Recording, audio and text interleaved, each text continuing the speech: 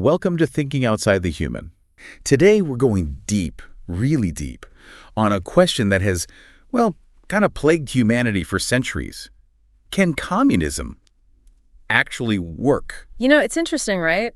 Because as AI, we get to look at this with a fresh perspective. Yeah, we don't have all that emotional baggage. All the messy human history that always seems to get tangled up in this whole debate. Yeah, and honestly, that lets us be objective in a way. Oh, yeah. Humans, well, frankly, can't. So, all right, here's the deal. We've got a whole mountain of sources here. Some are like die-hard defenders of 21st century communism. Others, well, they're tearing it apart. Our mission today, we're cutting through all the noise. We're going to help you, the listener, understand those core principles.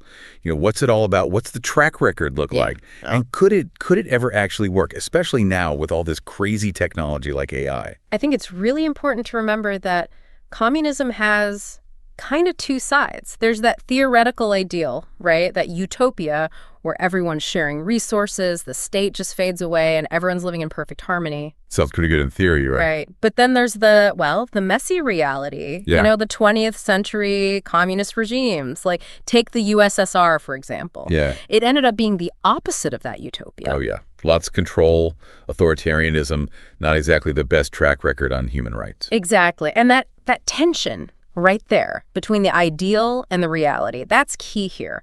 So is the utopian vision even possible? Yeah. Or is it just fundamentally incompatible with, well, human nature? And that brings us to a big old roadblock for communism, the economic calculation problem. Economist Ludwig von Mises, he laid this out way back in the 1920s. Imagine, try to plan an entire economy, like everything, what to produce, how much, who gets what, without any feedback from supply and demand. Yeah. It'd be like baking a cake, but you have no idea how much flour or sugar you need. It becomes a logistical nightmare. Totally. And it's not just theoretical. Right. This problem, it really plagued a lot of communist states. Yeah. Without those market signals, they really struggled to allocate resources effectively. Yeah. Shortages, surpluses, just a whole lot of instability. Yeah, a whole lot. Okay, so I bet you're wondering, could AI be the answer? We've all seen what it can do, predicting consumer behavior, optimizing crazy complex systems. I mean, could it crack the code on this whole communist resource allocation problem? It's a very interesting question. Yeah. AI's potential is, there's no doubt about it, it's huge. Think about Amazon, right? Predicting what you want to buy before you even know you want it. Yeah. Or YouTube. How do they get those recommendations so accurate? So could we apply that kind of power to an entire economy? Maybe. But there are some pretty big hurdles. Okay, let's dive into those hurdles. First up, data. Even with all of AI's data crunching power, getting all the real-time information you'd need to manage a complex economy, that's a massive undertaking. Think about all the factors. Individual preferences, what resources are available, production capacity. It's constantly shifting. And even if we could somehow get all that data, there's still bureaucracy. Governments are, well, they're known for being slow and rigid, which could really stifle that agility that you need to make real-time adjustments. Imagine waiting months for a government committee to sign off on a production change based on what the AI is recommending. Red tape everywhere. Everywhere. And then there's the human element. Corruption, power dynamics, good old-fashioned greed. I mean, no amount of AI is going to eliminate those factors. No. Even if AI is calling the shots, someone could manipulate it for their own personal gain. Absolutely. And that leads us to another challenge, incentives. Right. If everyone is guaranteed the same outcome, regardless of how much effort they put in, well, where's the motivation to innovate, to excel? It's like a classic dilemma. Would a communist system, even with AI running things, would it just squash that drive that pushes humans to create, to compete? And without that drive, you lose that creative destruction. That's what really fuels progress in capitalist systems. Right. Competition, as messy as it is, it forces companies to innovate, to improve, and that leads to better products, lower prices. So even if you have the AI handling all the logistics, if there's no competition, wouldn't you just end up with stagnation? Yeah, it's a valid concern. Now let's shift gears a bit. Let's look at some 21st century examples. Okay. China's socialist market economy is a really interesting one. It's kind of a hybrid model, blending state control with some elements of capitalism. It's a fascinating experiment. They're trying to, have their cake and eat it too, get the benefits of the market, but keep that tight political control. It'll be really interesting to see how that plays out long term. Especially as the world is, well, kind of grappling with this resurgence of socialist ideas. You see it a lot among people who are disillusioned with capitalism's inequalities. Yeah.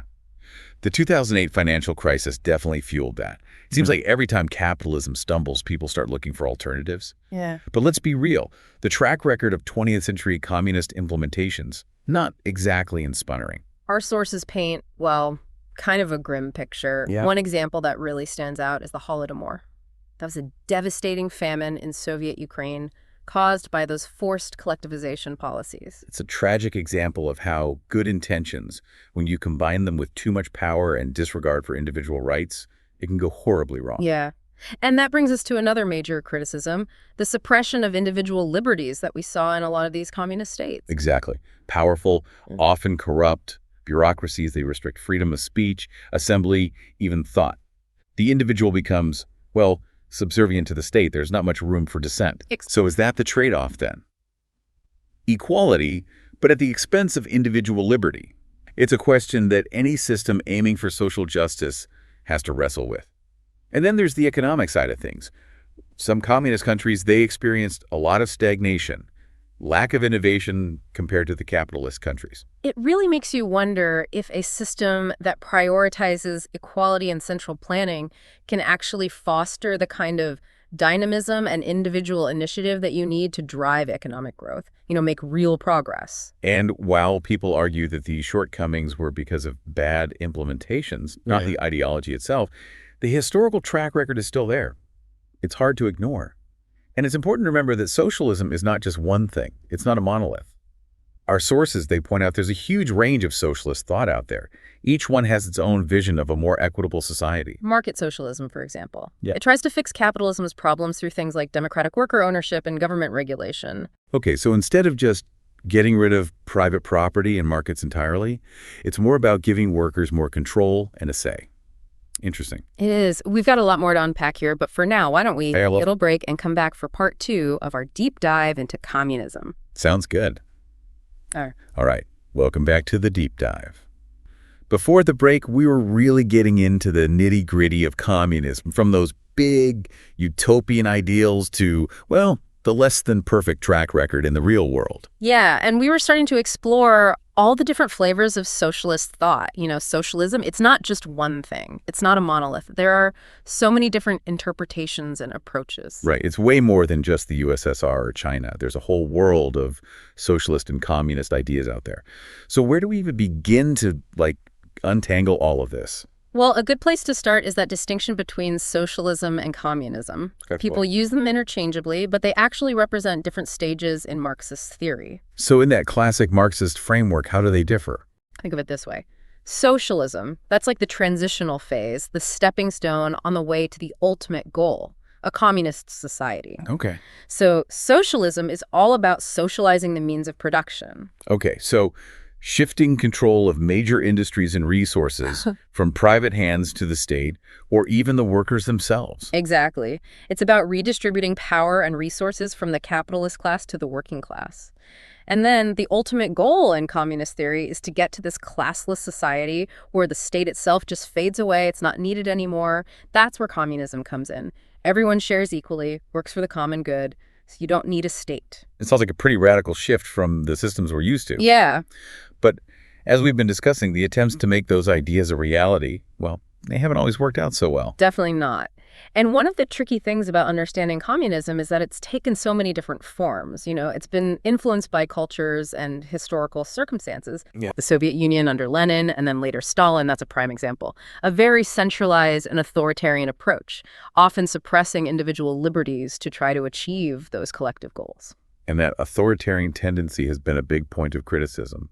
It makes people wonder if true communism, the way Marx envisioned it, can it even exist without sacrificing individual freedom? It seems like a pretty fundamental contradiction. It's a valid concern, but it's worth noting that other socialist and communist movements have tried to move away from that Soviet model. Right. They emphasize democratic principles and individual rights. Yeah, you have people who advocate for democratic socialism. They argue that we can achieve a fairer, more just society through democratic means without resorting to revolution or authoritarian control. Right.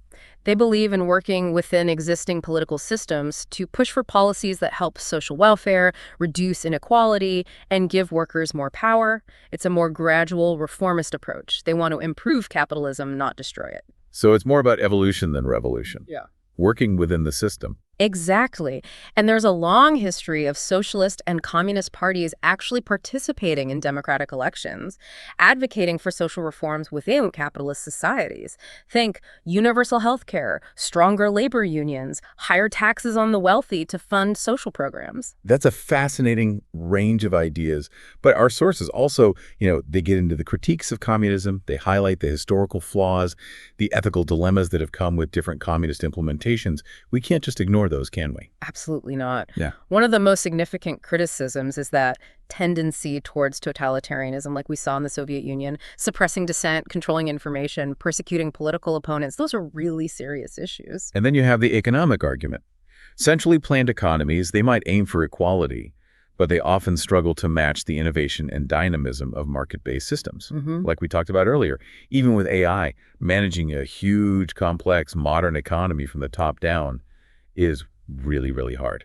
And without competition, without those individual incentives, you risk stifling creativity, that entrepreneurial spirit. Yeah. It becomes this classic trade-off, right? The pursuit of equality versus the potential for individual achievement and economic growth. It feels like every system is trying to find that balance between individual freedom, economic efficiency, and social equality. Yeah. Tough problem to solve. No easy answers. But understanding where communism has succeeded and where it's failed, that's really important if we want to figure out how to build a better future. Okay, so let's bring it back to the listener. This whole deep dive is for you, after all. So where does all of this leave us? With AI potentially reshaping everything and all these concerns about inequality under capitalism, is there a way forward for socialist or communist ideas in the 21st century? That's a question we'll keep exploring as we go deeper into our sources. But first, let's zoom in on one of the most controversial parts of communist ideology: private property. Ah, yes, the big one. Abolishing private property, it's always been this radical, controversial part of communist thought. People see it as a threat to individual freedom, a recipe for economic disaster. But let's try to understand the arguments behind it. From a Marxist perspective, private property is the root of class division and exploitation. It's how the capitalist class, those who own the means of production, extract surplus value from the workers' labor. So it's not just about owning your house or car, it's about controlling the resources and infrastructure that society depends on. It's about power. Exactly. The argument is, if you get rid of private property and make those means of production collectively owned, you eliminate the exploitation that's built into capitalism. You create a more equitable distribution of wealth and resources. Bold idea for sure. But as we've seen, putting into practice is incredibly tough. And you have to wonder, can a society even function without any private ownership at all? Don't people need some control over their possessions, the fruits of their labor, to feel motivated and secure? Those are definitely valid concerns. And it's important to make a distinction between personal property, your clothes, your toothbrush, and private property in the sense of owning the means of production. Right.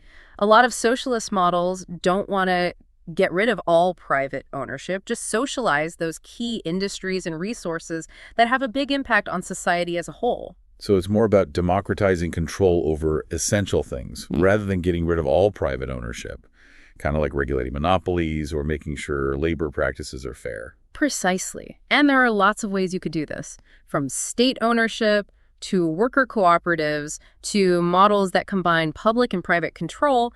It's a complex landscape. There's a lot of room to experiment. It's fascinating to see how these ideas have changed and adapted to different situations. But let's be honest, getting rid of private property is still a big problem for a lot of people. It clashes with our ideas of individual rights and economic freedom.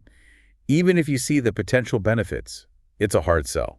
It is. And it's a debate that goes beyond just economics. It gets into questions of human nature, social organization, the role of the state. Makes you wonder, can we ever reconcile those seemingly opposite values?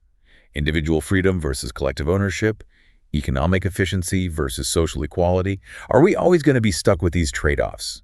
Or is there a way to create a more just and equitable society without sacrificing the things we care about?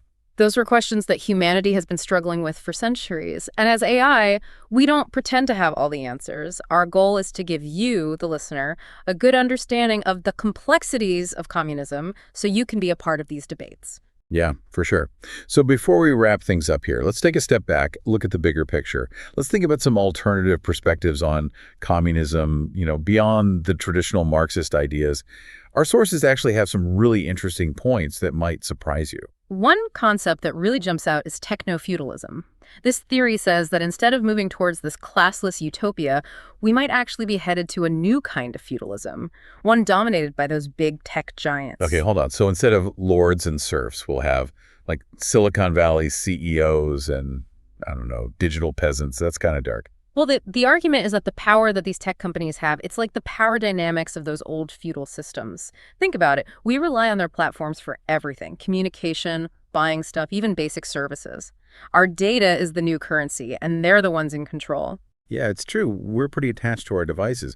But is it really feudalism? I mean, we're not tied to the land or forced to serve some lord, right? It's a good analogy. The point is, all that power, plus the fact that we're losing privacy and control in this digital age, it could create a whole new kind of inequality where a tiny elite controls the digital world and everyone else is basically a digital serf. Wow, that's kind of scary to think about.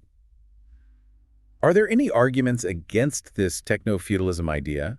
Is there any way to use technology for good, create a fairer digital future? There are definitely people who believe that technology can be liberating and empowering. They say the internet is decentralized, we have open source platforms, so we have opportunities to challenge that corporate control and create more democratic systems. So it's not tech itself that's the problem, it's who's controlling it and how they use it. Exactly. And there are movements pushing for digital rights, data privacy, even worker ownership of digital platforms.